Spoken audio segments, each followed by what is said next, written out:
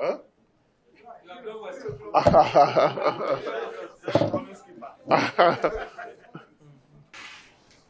Today, I am going to say just a few words because I thought that we should be patient and hear from Mr. President tomorrow, since Mr. President is speaking on the PIB tomorrow, before we begin to speak on the PIB. So please permit me if I ask that we limit our discussions of the PIB, as burning an issue as it is, because I would like Mr. President, who also is the Minister of Petroleum, to speak on it tomorrow before we begin to talk about it. But of course, the PIB has been signed to law. We can sketch around today. But why I agreed to speak to you today is not just to speak about the PIB. It's to actually speak about our stewardship in the Ministry of Petroleum so far. A few days from today will be 2 years exactly to the date in this office. And when we started in 2019, the President handed down 9 mandate areas. So far, I can tell you without fear or favor that we have ticked all the boxes, from eradicating cross-border smuggling or PMS, the completing the gas flare commercialization and LPG penetration, increase the crude oil production, reduce cost of oil production by at least 5%, facilitate the passage of the PIB, implement the Deep Offshore and Inland Basin Act, work with private sector to increase domestic refinery, and of course, collaborate with private sector to create a large number of high-paying jobs. We've ticked all the boxes. That doesn't mean that it is time to rest on our oars. We believe that now it is time to do the job, to clean up and to deliver legacies that will outlive this administration. So we are talking about AKK, which is already ongoing, the Ajaokuta, Abuja, Kano gas pipeline, which is ongoing.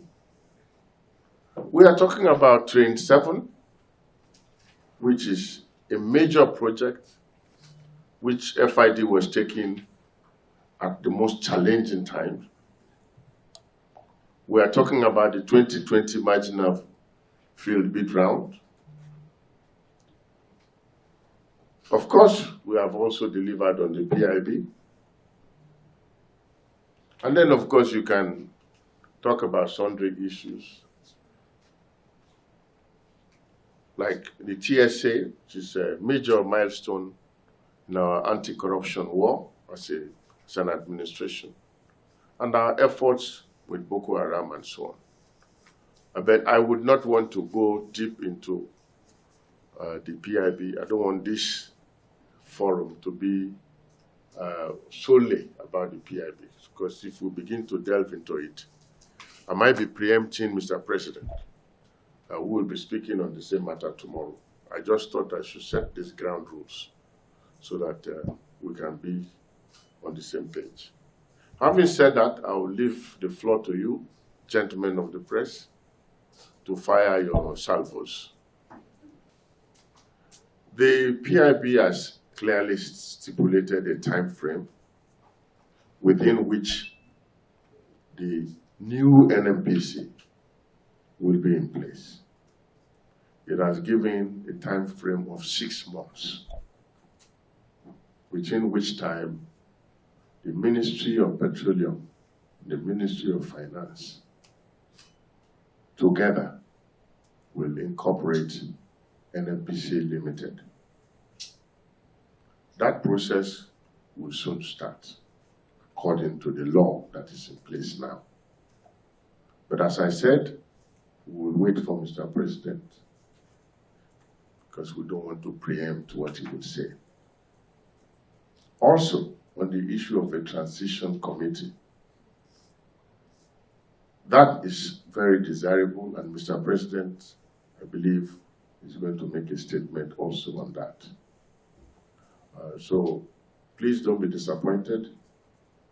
I am not in a position now to speak in depth about those issues until after Mr. President's speech tomorrow. But after Mr. President's speech, maybe some of these things will become well known already. Or if they are not, then I will still be available to expatiate and also throw more light. On the issue, the question asked by the Guardian, about whether we've been able to reduce the cost of production, I will say yes, we have, successfully. The issues of the currency, our local currency notwithstanding, we've been able to reduce significantly the cost of production. You know that recently the NNPC launched the new COP, which is a cost reduction program. And of course, the DPR also launched another program, which is also a cost reduction program. And both programs have really helped to ensure that we bring down the cost of production. But what also helped us in reducing the cost of production is a very unlikely, from a very unlikely quarter, and that is COVID. With COVID, of course, prices crashed. Oil prices crashed, as you know. So a lot of contracts were rationalized, and we had to renegotiate. So we were able at that point to get everybody on board to reduce the cost of production. Also, the fact that a lot of expatriates left because of COVID meant that our locals had to step in. And of course, the locals and the locals are cheaper, and we had to find local solutions to some of our problems, which became cheaper. So on the whole, we have been able to significantly bring down the cost of production, even beyond 5%. So our target now is not just 5%. We're actually targeting 10% reduction, which I believe is also in sight. Now, you asked about consumption, daily consumption of products going up. That is really not correct, if you want me to put it that way. But of course, you know, we have flashes. You know, when you have the arbitrage possibility, when you have a situation where your product is cheaper than all around you, then you have an opportunity, arbitrage opportunity. People will take advantage of the opportunity. So sometimes we have these flashes, but on the whole, we've also been able to bring down the, if you remember, the daily consumption was at about 66 million liters per day when we came in. And we're able to bring it down to about 52 million. That's really the average. But once in a while, you have that flash. You know, maybe it goes up, there are spikes, maybe because of the activity of smugglers. But those are outliers. Well, those are not really the situation, the regular situation. So we cannot really use that as the measure. What is the average consumption? The average consumption has actually reduced from about 66 million to about 52 averagely.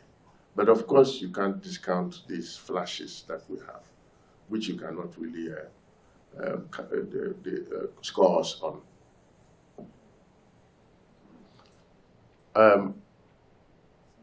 Number 3 is the host community question. Host community, a lot has been said about it. A lot of figures have been bandied around as the desirable figure. Some say 10%. There are some extremists who even say 100%. Some say 25%. But what is the philosophy? I just want us to understand the philosophy behind the PIB and the times in which we stand. Today, we are in the last mile of the oil economy. That is common knowledge to everybody. That means more than ever before, we are in a race to produce as much oil as we have, as we can. Because in the end, if global trends overtake us, there will still be oil in the ground, but there will be no market for that oil. After all, coal didn't finish in the ground before they moved away from coal. So we are in that race to produce as much oil as we can now. Now, as a country, we have a direction that we are going to. So right now, if you talk about the 3% in the bill, for us in the Niger Delta, I asked them, 3% of something, is that not better than 100% of what you don't know? What we want to achieve, the philosophy behind this bill, is to attract investors to Nigeria, to produce as much of this crude in the ground as possible. Now, that is what we want to achieve. So we must measure everything against this philosophy. So as the Niger Delta, if activities are not going on, because investors look at the numbers and the numbers don't add up. Because when you say 3%, or you say 5%, or you say 100%, where will the investors charge it to? Are they going to charge it to their profit or to the operational cost? These charges all go to the operational cost. And today we already have a lot going in there. You have the 3% to NDDC. You have 1% to TED Fund. You have another percentage to NCDMB. All that goes into the production cost and hikes the production cost. So you have a situation where the production cost is going up. So you must be very mindful of heaping up more cost on that operational cost. Now, this 3% will also go on top of everything that is being deducted from the operational cost, from the operational side. So where do you want to get the benefit from? You take it from the operational side, you will see the effect of it on the profit, because you have already taken it from the operational cost. Your operational costs go up, your profits will reduce. So it's just a matter of cutting your nose to spite your face. So now, if because of that, investors say, okay, look, the operational cost in this territory is too high, So we can't go there. There are too many deductions. And there's too many things to be deducted, so we won't come. Then there will be no investment. Then you can have 100% and there is nothing to get because there is no investment. Now, that is one part of the story. Now, the other side is also that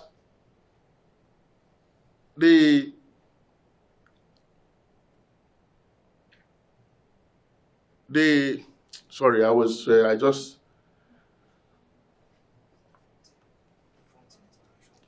yeah, the other part of it is that the Frontier Exploration Fund, I always say, those who are talking about frontier exploration, what is what do we want? What is frontier exploration in the first instance?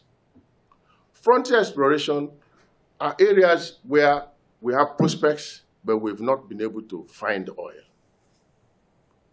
And everybody, every frontier territory is aspiring to be a host community, isn't it? Because you go to the frontier territory, you look for oil. When you find oil, that frontier territory becomes a host community. And the frontier territories are not only in one area of the country. There are frontier territories in Cross River State, frontier territories in the northeast, frontier territories in the southwest. So when people just locate frontier territory in one part of the country and say, oh, it is only in the north, then it is not so. So we must come together as a country, frontier and host communities. And for host communities, you must realize that in the end, it's about the philosophy is to bring investments to this territory, where investors have not been for a long time, because there has been no new investment for a long time. Look at where we are. We've had about 37 billion barrels reserve. For the past 10 years, we have not added to our reserves. And our production, which was going towards almost 3 million, started even going down at some point until we started doing some work here. So we need to bring some vigor into this industry. We cannot go back to where we are coming from. Let's look forward as a country. We cannot just be parochial. We cannot say, okay, this part of this country or this part of we must look at Nigeria first. Who is the one that is gaining? And I think in this case, it is Nigeria that is the ultimate beneficiary. I would like to take this again, but let me go to the next question. Whether there is a likely price hike. Well, as you know, there is not, the PIB has actually deregulated the sector. But that doesn't mean that there will be an immediate implementation of that price hike, of the deregulation. So who shoulders the responsibility of subsidy?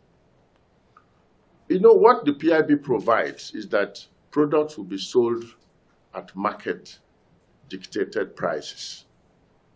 So it will not be shouldered by, it will be shouldered by all of us. By all of us.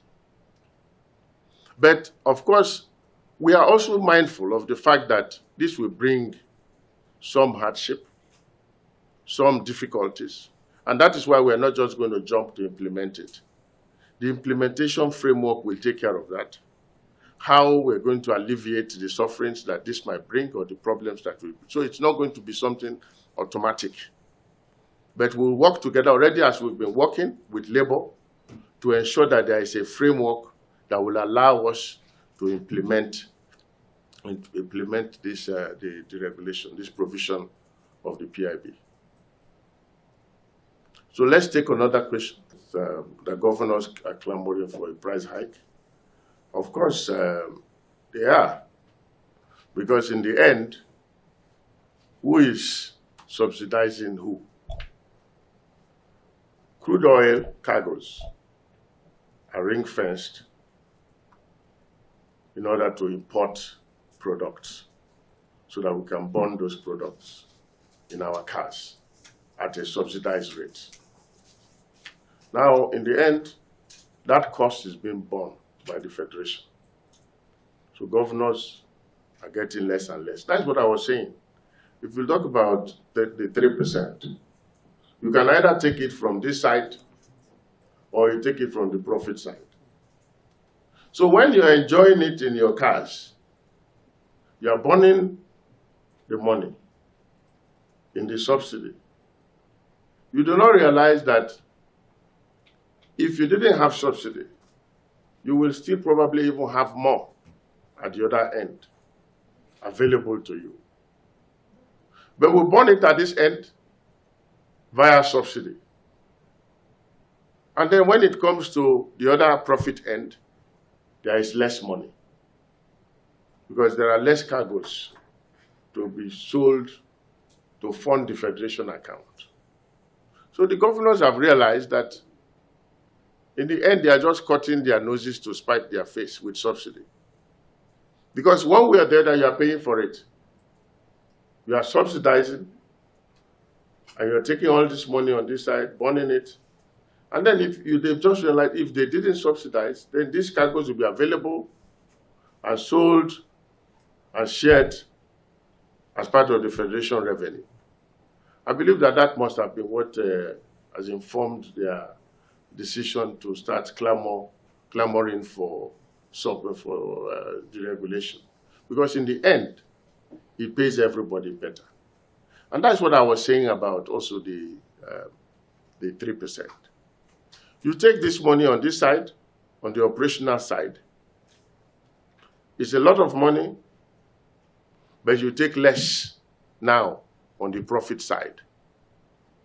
On top of that, companies can now decide to say, look, because the operational cost is becoming too high, we don't want to come and invest in this territory. So if less companies come to invest, you have less revenue on the other side. So and you have less and less of everything. So this is a balancing act. We must realize that in many cases, we are just cutting our noses to spite our faces. Because you take it from this side, either on the side of subsidy or on the side of the 3%. And the 3% is charged to the operational cost. Nobody's going to charge the 3% to their profit now, you know. So they will charge it to the operational cost. And the operational cost will continue to rise. And then, of course, your profits will then continue to decline. And then you'll certainly you'll be complaining that you have less profit on this side to share.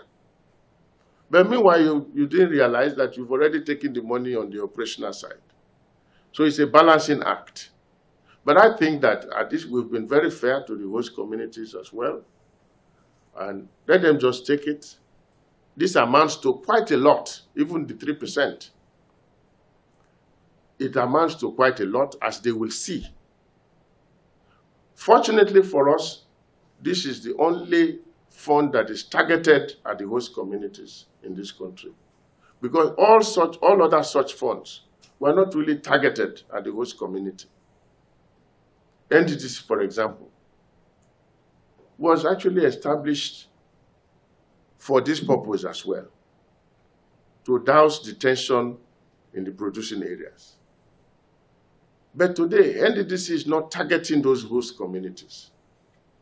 Because sometimes the expenditure, where NDDC is spending the money, is different from where the problem is happening. So the host communities continue to clamor. You have the 13% derivation, which was also instituted to douse this problem. And many times, this 13% is not targeted at the host communities. So the 13% may be spent somewhere, and the problem is happening somewhere else. So this is the first fund that is targeting the host communities. And the management of this fund involve also the oil companies who know where the shoe is pinching. So I believe that the coming together of community and oil companies and government will, for the first time, really address this problem of host community development. What I'm saying is that, yes, it is something that is desirable, which I have always said. I've never deviated from that. Deregulation is desirable because that is the sustainable way out of where we are. But also, the reality is that deregulation is going to come with some changes. And of course, when people have been used to certain behavioral patterns, you've been used to subsidy for this long, and you want to change that, you have to have some kind of change management process in place. You cannot just change the policy on everybody without looking at some of the problems that this might create. One of which is that we know that, okay, this is going to entail increase in price. And if this is going to entail increase in price of this product, how do we alleviate the problems that will come with this increase? This is not a mindless government. This is a government that really care about the Nigerian. So we have to really look at all these possibilities of how to at least alleviate the pains and the problems that this increase that might be occasioned by deregulation will bring. And that's why we are taking our time. And that's why it will not happen overnight. But I'm just telling you that there is a provision in the PIB that will make this happen. But we have to jointly ensure that we're able to come up with a workable way of making this happen.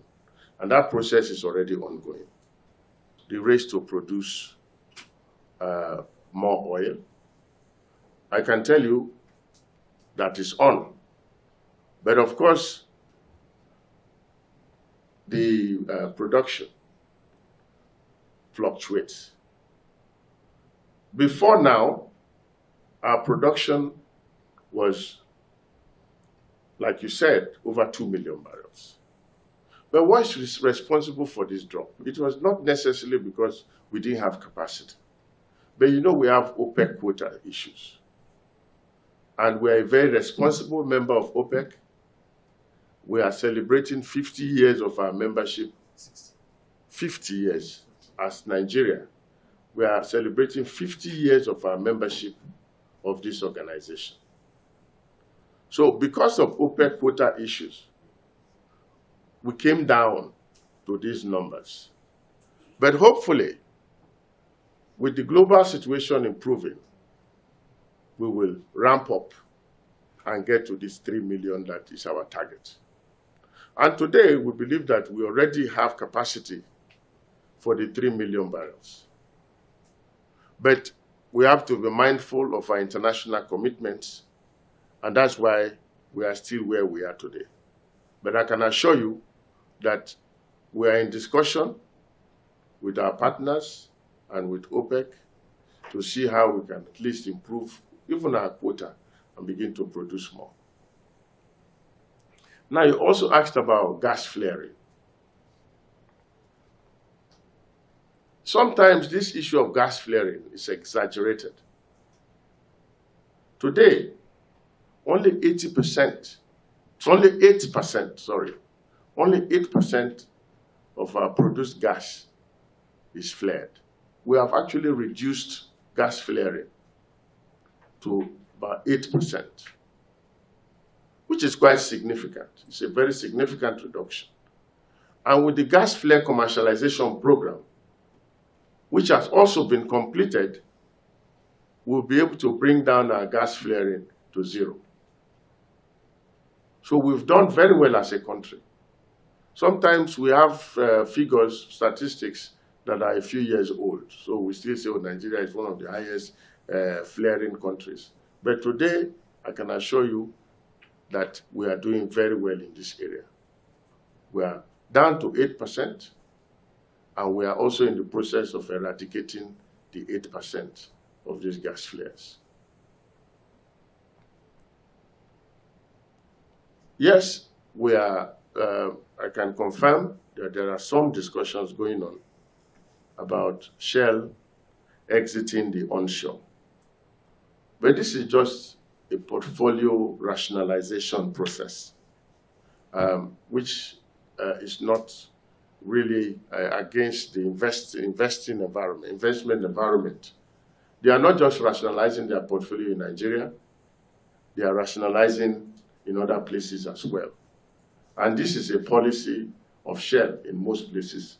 If you go to Scotland, Shell produced oil in Scotland. At some point, they stepped back and gave the assets to local people to produce.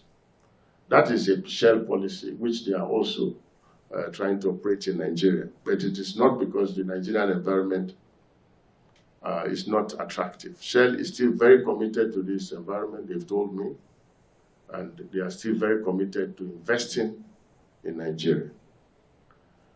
And I can assure you, from my discussions with them, they are still very keen on OPL 245.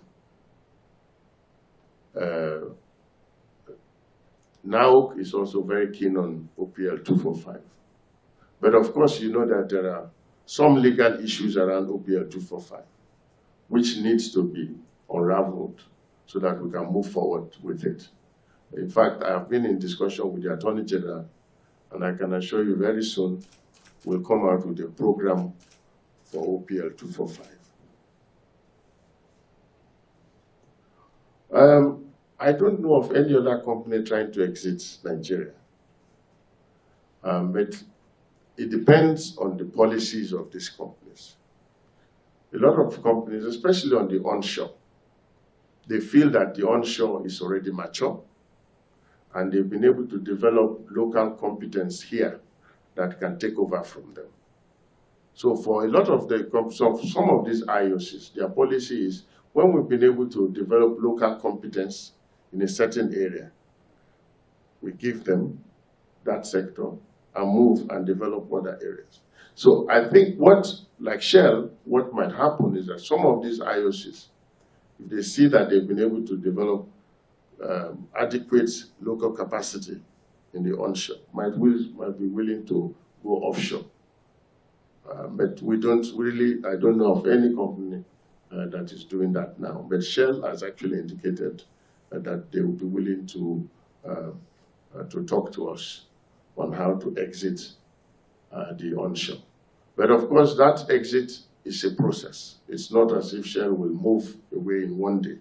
It's a process that we have to agree, and we are still in that discussion. Well, I won't give you specific figures, but I told you that we've done more than 5% reduction, and that right now our target is 10%. I thought that was adequate, because I can't get you to the numbers. Because first, the cost of production differs on according to the asset. Some assets, the cost of production might be lower than some assets. So we can't go discussing asset by asset cost reduction. Then custom was accusing NNPC. You know, I always say that this issue of petroleum smuggling is as much our problem as it is a law enforcement problem. So I don't know if there's a blame game who done it, but I can assure you that we are doing quite a lot on this score on our side, and we are seeing the numbers reduce. Like I said, from 66%, we are down to 52. From 66 million liters, we are down to 52 million liters. Of course, with some occasional spikes, which we cannot really consider to be within the normal. And so that's where we are. And I don't want to join issues with the customs boss. But it is as much a law enforcement issue as it is a problem of distribution. So all we require is collaboration between law enforcement and NNPC to reduce this problem, because I can't say much, but frankly, as a country, we cannot continue to be discussing this same issue as a problem and not solving it. So we have to ensure that we solve it. Law enforcement and the oil companies and the oil marketers must come together and ensure that we resolve this matter. AKK is going on very well. There is no problem with AKK.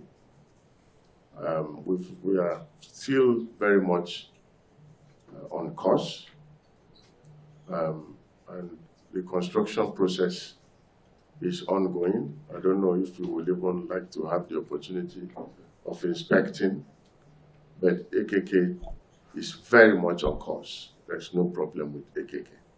That's all I can say. I cannot tell you exactly where they are now, because as we speak, they are moving. So if I tell you they are already at Kaduna, they would have probably gone past Kaduna by now.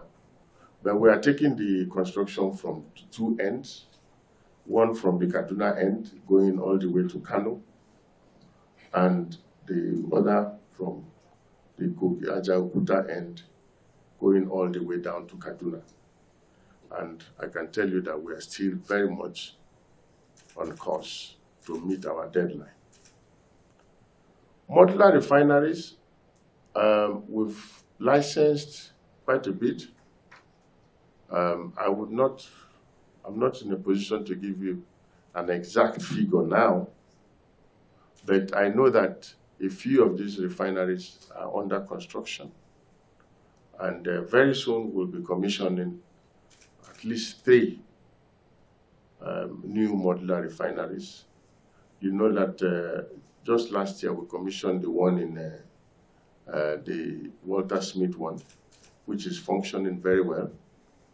And since then, I've also laid foundation stone for Atlantic Refinery. And there is a Niger Delta one that is also ongoing, almost ready to be commissioned in Port Harcourt and so on. So there are quite a few modular refineries that are ongoing. So that program is on course. Is that producing fuel? Well, it depends. The Walter Smith one is 5,000 barrels a day, and they are producing. They are producing very comfortably. There is no problem at all. The Atlantic one is not finished, but they too, I mean, they are very well, very much on course to conclude, to finish construction by first quarter next year. And there are other modular refinery projects that are ongoing now. You asked about the meeting with Labour on petrol price, whether that meeting is still on course. It is on course.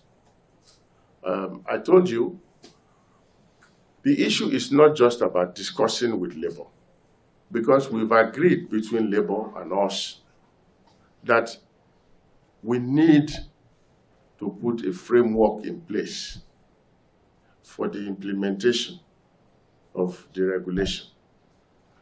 Because more or less, there is consensus across the table now that deregulation is desirable. But how do we achieve it? That's the question now. And the Labour and us have agreed. So we are now in the process of putting the infrastructure and the process in place. And once we are able to agree on that process with Labour, then we are ready to deregulate. So we'll keep it here at 162 in that band now, within that band for the time being. But we are in the time also at the moment trying to work out the processes to allow the deregulation to come to fruition. Because right now we don't even have a choice anymore. It is a matter of law. So we have to ensure that this happens. But we have to ensure that also the ordinary Nigerian is well catered for before it is law is actually operated. Sorry, do you have a timeline in place for this? I cannot give you a timeline now, but it's not going to be too far from now. We've done quite a lot of work, extensive work. The Vice President is actually leading that process, and we've done extensive work, but I cannot now give you a timeline because we're also talking about the other option is to give you the alternative fuel as well, which is gas. We're also working on that. That has gone quite far. You know, the President already launched the auto gas program in December last year. And so that is also ongoing. And we will put everything together at the end, and then we'll come back to you. OPEC Secretary General, yes, I had very interesting discussions with the OPEC Secretary General, who happens to be a very illustrious Nigerian, a very patriotic Nigerian also, who also knows that there is a need for us to increase our production. But of course, there are processes in OPEC to increase your quota. So yes, the discussions have started, but those processes cannot be circumvented. Even if you have your person as Secretary General, you cannot circumvent those processes. So I can assure you that we are still working now, and we will soon get to that point where we can at least have some improvement. But that will also depend on the performance of the global market situation, which for now is beginning to improve. And we are hoping that we'll be able to have some improvement in our production quota. And of course, pursue our target of increasing our production to 3 million barrels very vigorously. Because gas is not a regulated product. But of course, we are also very concerned that prices are rising. And so I'm actually doing something about it.